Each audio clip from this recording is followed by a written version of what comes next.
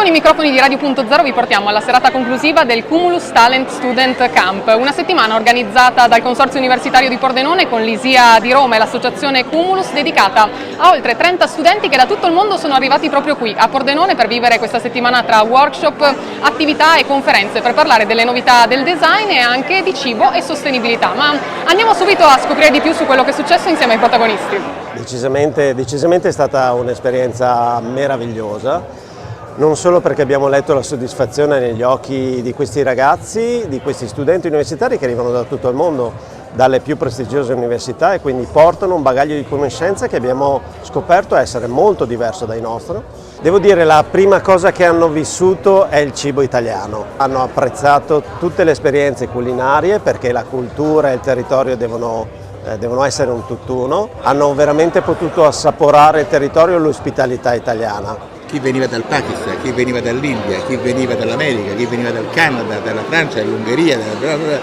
Il mondo è proprio divisivo, no? Loro sono l'emblema che si può cambiare. No? Vengono da tutto il mondo, si abbracciano, si cosano, scherzano, si capiscono, ormai si capiscono. Tante volte che tante visite al polo tecnologico con l'amico Scolari, alla LEF con l'amico Marco Olivotto, siamo andati alla Mesons, dell'amico Stefano Piovesana, e poi siamo andati a vedere questi scavi e queste rovine archeologiche di Aquileia, che è bellissima, che mi auguro che sia percepita adesso dalla città, dalla regione, dagli attori del territorio come qualcosa di veramente primario, fondamentale, e che sia sostenuto anche per il futuro, perché adesso qui c'è un progetto di candidatura a Pordenone capitale della cultura italiana del 2027.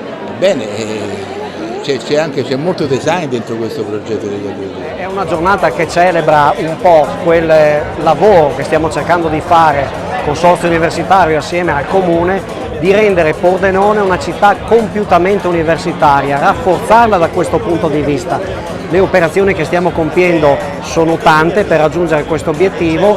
Il Cumulus, il fatto che 30 e più studenti vengano da tutto il mondo, è un riconoscimento importante e anche un coronamento di questo lavoro, però chiaramente non è un punto di arrivo ma un punto di partenza. Pordenone è una città, come dice lo slogan, di capitale della cultura, che sa sorprendere, e da questo punto di vista io sono sicuro che gli studenti troveranno terreno fertile anche magari per aprire nuovi progetti su temi innovativi. E la serata si è conclusa con uno show cooking speciale dedicato alla sostenibilità con il grande chef Daniele Persegani. Andiamo a scoprire cosa ha cucinato per noi. Allora, questa sera abbiamo rivoluzionato un po' quella che è la peperonata, perché l'ho praticamente ridotta in crema, molto sottile, e poi il tema della serata è anche il no spreco in cucina, il no waste. Quindi il con le bucce delle melanzane abbiamo fatto una preparazione che andrà sopra poi al risotto, ma la peperonata tutta frullata in crema sottilissima, vellutata, andrà nel risotto. Ultimiamo poi il tutto con una bella mantecatura di parmigiano e burro, ma non solo, crème fraîche montata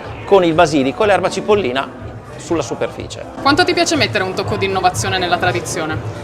Ah, se non ci fosse la tradizione non ci sarebbe neanche l'innovazione, ma l'innovazione ci serve a mantenere forte la tradizione. Questo è un evento che ovviamente da soli non si può realizzare, per cui voglio esprimere un ringraziamento vivo a ISIA Roma Design, al Comune di Pordenone che ci ha affiancato in questa operazione, e poi alle splendide persone che hanno lavorato veramente duramente, tutto il personale del Consorzio, Giuseppe Marinelli, Elena Rausse, Michela Silvestrin. È stato veramente un team di lavoro che ha portato un risultato corale, un evento straordinario.